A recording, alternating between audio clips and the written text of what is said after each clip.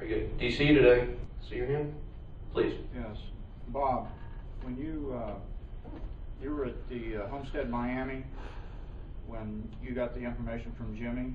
Yeah, actually, I was home, but Jimmy was there. Yeah. Okay. Memo came in your head immediately. I'll leave that alone. Did you discuss it with Alex and John before you talked with Memo? Yeah, I did. Actually, as I said, I sort of knew around the middle of the Cup season, talking to JJ, JJ and I, and actually JJ and John and Alex were always texting each other all the time, and JJ let me know that he at least was considering the possibility of skipping this 24, and there's a pretty good chance he'll be at Indy with us in the car. But I started thinking about it then. I mentioned it to AG, actually probably a couple, 2 or 3 months ago, and I said, the first guy that pops in my head, I had 3 guys that I mentioned. I said, but the first guy that pops in my head is Memo, and AJ immediately said, oh yeah, that's the guy. And then when I found out for sure, JJ called me. Funny story. He called me at 6:30 in the morning. I was still sleeping. He called me on his cell phone. He was in North Carolina, and he said, "Hey, bud." I said, "What the hell is this?" It was 6:30 in the morning. And he said, "Oh, I'm sorry. I thought it was. I forgot what time it was." And he said, "Look," he said, I've been thinking it over. I've been talking to my wife, and he said, I really need to take one off." And so I called AG later in the day, and also talked to John, and I said, look, I got, there's 2 or 3 other guys that I think we can think of that are Americans and kind of fit the bill.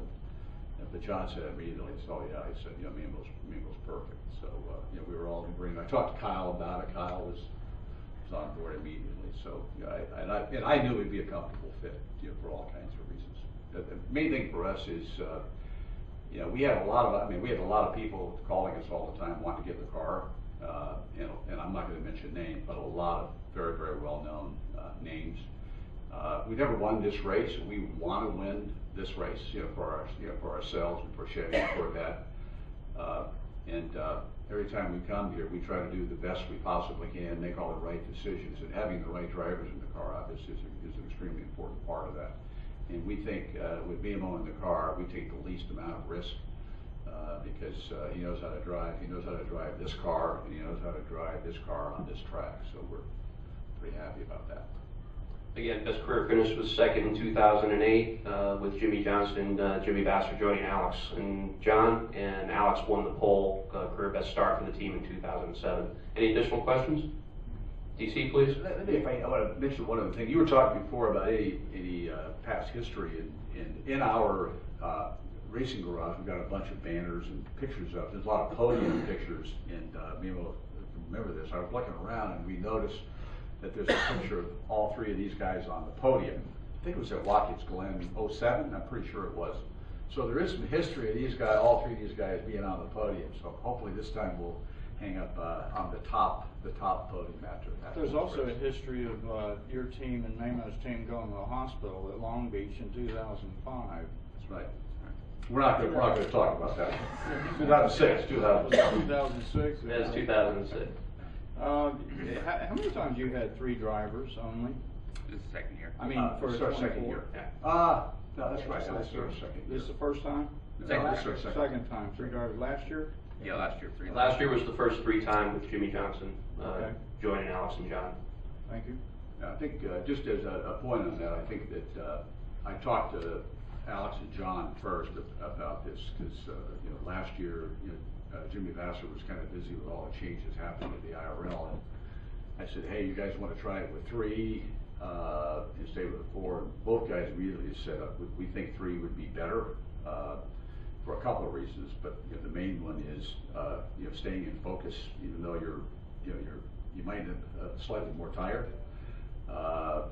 You're more focused if, in our opinion, the 3 guys are running the race. John, you just did 25 hours and you won it. Why do you beat yourself? Why? Because at 24 hours and 3 guys, beat yourselves half to death, right? So why do you do that?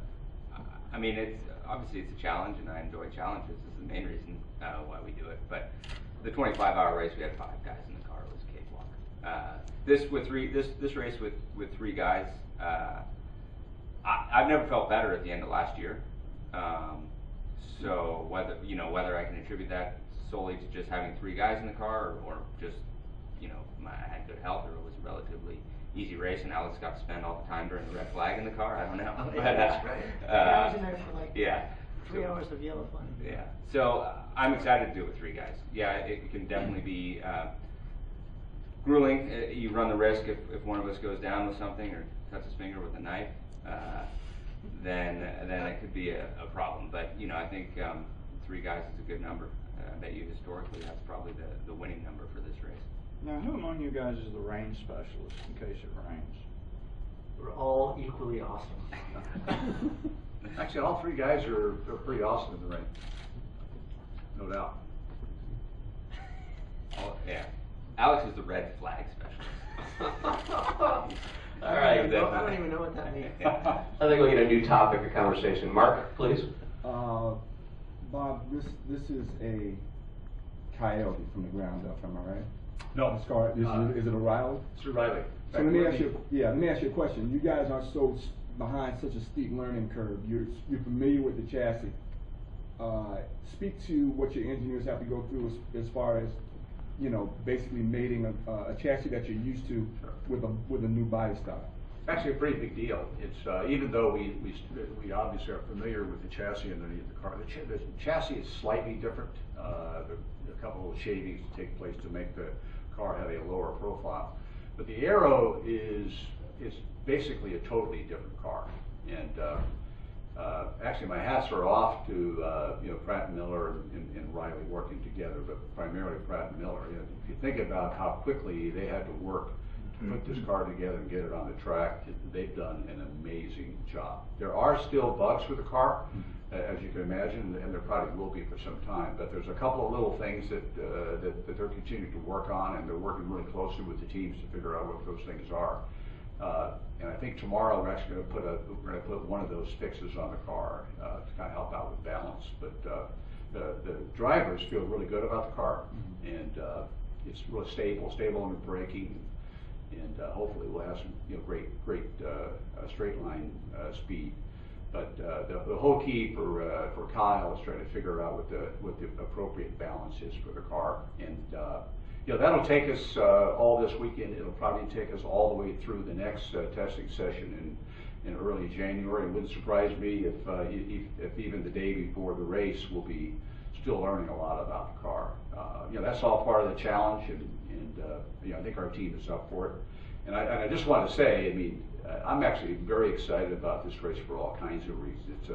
It's a very historic race. Alex talked about the fact that Dan was here 50 years ago.